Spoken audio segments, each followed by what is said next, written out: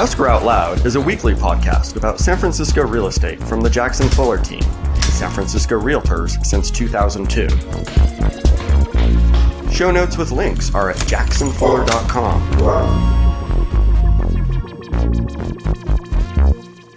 Hi, Britton. Hey, Matt. Happy New Year. Happy New Year to you, too. Thank you.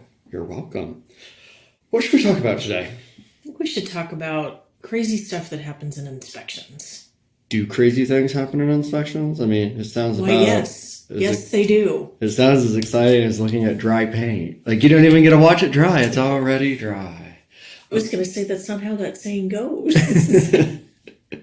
I know.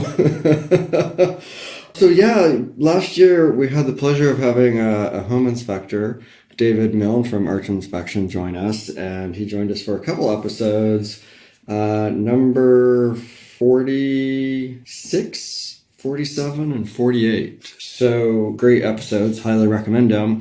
And things can happen. The unexpected can certainly happen on an inspection. This is very true. One of my favorite stories has to do with the Park Hill condo building. It was the former hospital, and it was in the Alfred Hitchcock movie Vertigo. That was where Jimmy Swaggart. Jimmy Stewart's character was taken when he had a little bit of a mental breakdown, and they took him to that hospital. So a little bit of history there. And there was a buyer there several years ago who insisted upon having an underground storage tank inspection. And a little bit of background about underground storage tanks. They used to be used in certain parts of the city to store heating oil back when that's how things were heated. And they were obviously underground, hence the underground part of the name. And they can be a huge environmental mess because they often leaked. And so there's still a few that exist. And it's a requirement by city law that if one is discovered, the owner is required to come up with a plan within 30 days to remove it and then remove it and do the necessary environmental remediation. Wait, so hold on. I think underground storage tank. I think, just, not being in real estate, pretending not to be me here, gas station. Yeah, I mean, on a smaller scale, it was... But you're saying there are other types of underground storage tanks for other uses, and some of them were indeed residential, not just like this big hospital situation. Correct. Okay.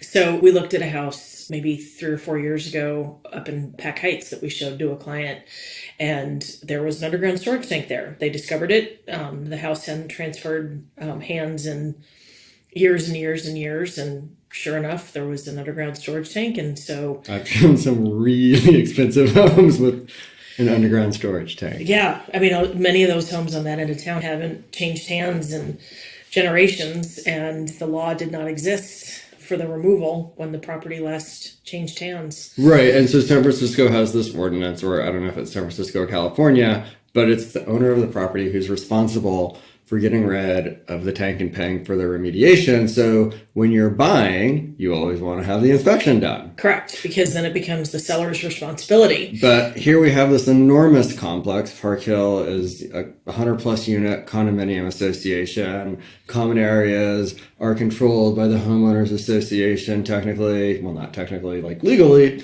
And yet here's just one buyer of one condo comes along and is like, he insisted upon having an underground storage tank inspection. And this was not like during original sale. This was like, these homes had been sold more than once. They've been sold multiple times. Yeah. And this guy insisted upon having the underground storage tank inspector come out because he said, well, if one of these things is discovered, there's going to be a special assessment or a huge hit to the reserves, and I want to know. And so everyone scoffed at him because everyone was like, ha, ha, ha, it's never going to happen. And there were 5 underground storage tanks on the grounds of that property. Not anymore. Not anymore. So, yeah, that was one of the unexpected results that you sometimes see during a property inspection. Did he buy it or she? I don't know. Would you have? If it wasn't going to cost me $1 zillion extra in a special assessment down the road. Well, I mean, it's a curious question in the sense that it's going to take longer than a typical escrow to find out how much it's going to cost. I would assume. So I'm guessing that My guess would be that they buyer walked away. Walked. And Yes. left the HOA with a very expensive present. Yeah. 5 underground storage tanks they must remove. So yeah, that was certainly unexpected. And I think be true to what you need to do in the process. You know, every buyer has different concerns, different risk levels, different resources to take care of those risks. So ask the questions that are important to you. Absolutely. As this buyer asked a question that was really important to them and got an answer no one was expecting. So that is certainly one unexpected inspection. How about another story, Britton?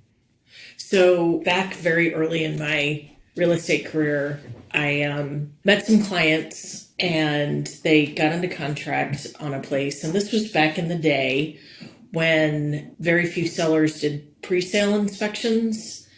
So the buyers got into contract with a contingency for inspections, and I offered them my list of vetted, respected, well-known local inspectors. Oh, wait, the ones you get a cutback from. That's what they thought. So do you? Absolutely not. So why do you recommend them? Why do we recommend them? We recommend them because they're good, and it doesn't matter who's paying them. They give an honest, thorough opinion about the property. Okay, well, clearly when you said that to this person, they just didn't believe you there, and they kept going, and so go on. So they got this inspector who they went for the, like, to use your phrase, it was like the Bob's your uncle.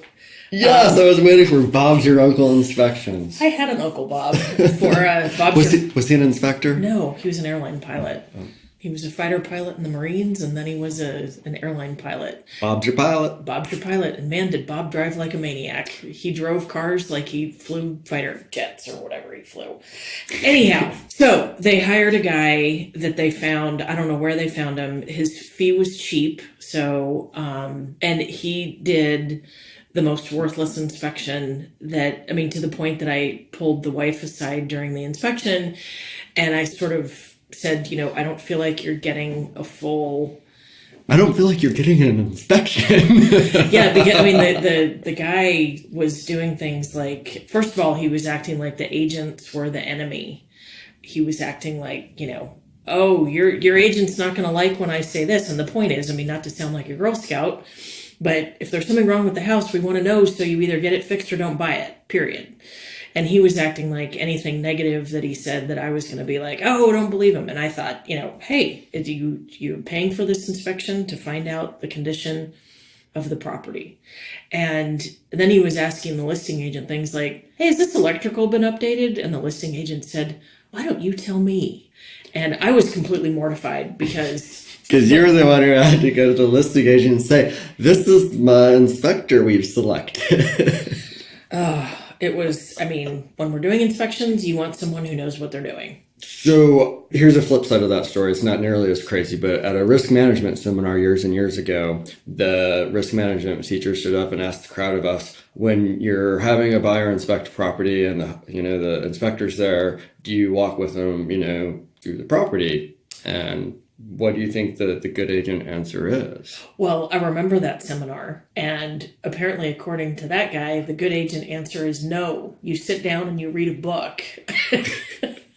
Which was not the answer I expected, but his reason made sense. Was it that you're not influencing or not? Well, it's you can appear to be supervising, right? If you're walking through and, as your inspector is going along saying things and you're, nodding or shaking your head or just whatever cues you might unconsciously or, not even be aware of giving off, but just your presence there, because they look to us as, kind of like this level of authority and knowledge in the transaction, so that, if we're there kind of approving or not approving of what an inspector is saying, and it can appear that like we're attempting to supervise or are supervising them, right? Which is way outside of the scope of what we're qualified to do. Right? Because, I'm not a home inspector, right? Like I can look at home parts and tell you what they are and what they do and how they work, and I own a home, you own a home, you own a real home,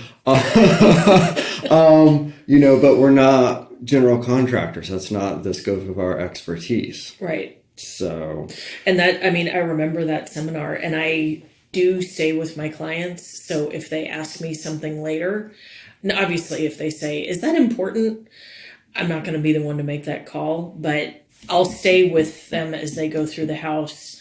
But I try to just be a blank slate. yeah, I mean, I think after that risk management seminar, I try to say something, this is whoever, I'm not here to supervise them, but I'm going to follow along just, for whatever reason, because that's my job. And sometimes they don't like it, right? Sometimes I've had clients that just, want me to wander off and feel like they can have a more candid, conversation about the property. Like, I've actually had clients who were afraid to say something negative about it around me for fear that it was going to upset me, right? Like, they could be more candid if I wasn't there, which was really weird, but everybody brings their thing. Everybody does. Everybody. So how did this work out with the get what you pay for? Well, they bought the place, and it was so long ago, I don't think there were any credits or anything. And not 2 weeks after we closed escrow, something failed. And no, actually something failed before they closed escrow, and that was the home inspection. Was it the hot water heater? No, I mean, I felt really bad, but it was just kind of like, and to be fair, inspectors don't investigate. I mean, they'll look at the hot water heater, but you can't always tell. I mean, hot water heaters work until they don't. There's usually not much of a warning. Isn't that a true statement? Yes. So speaking of other inspector fails, we've had written inspection reports come back that read perfectly lovely, except that they described the wrong property. Yeah. Oops. The one that comes to mind was the single family home in Bernal.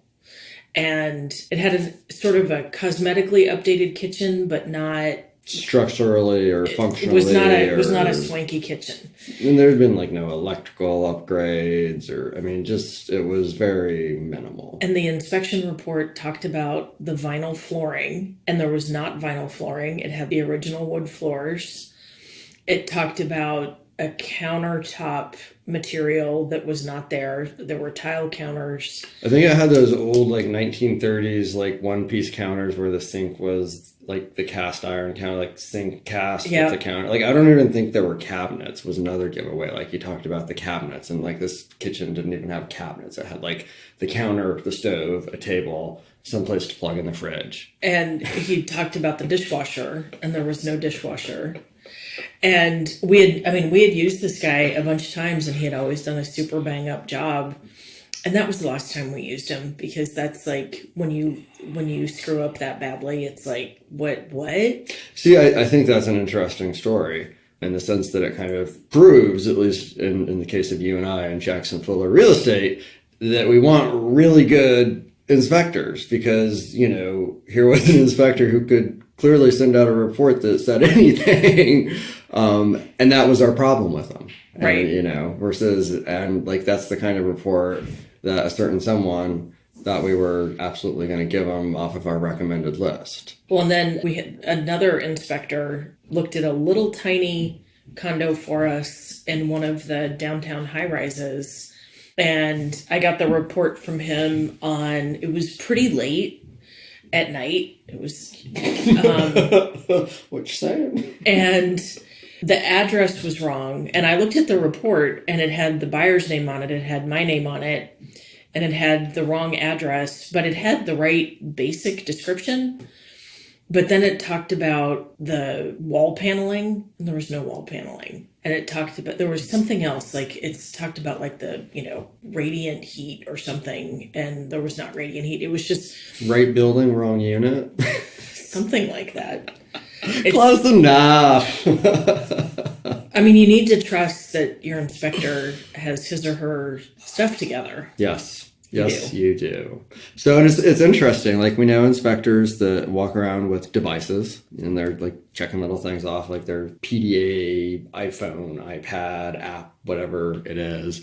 Then you've got other folks that it's, notes. We got some that have cameras, some that have video cameras. A lot of different styles to home inspection. Totally. All right. So any other crazy stories to wrap this one up on? think that's a good start. All right. So, the unexpected home inspection. There you have it. Escrow Out Loud is a weekly podcast about San Francisco real estate from the Jackson Fuller team, San Francisco Realtors since 2002. Show notes with links are at jacksonfuller.com.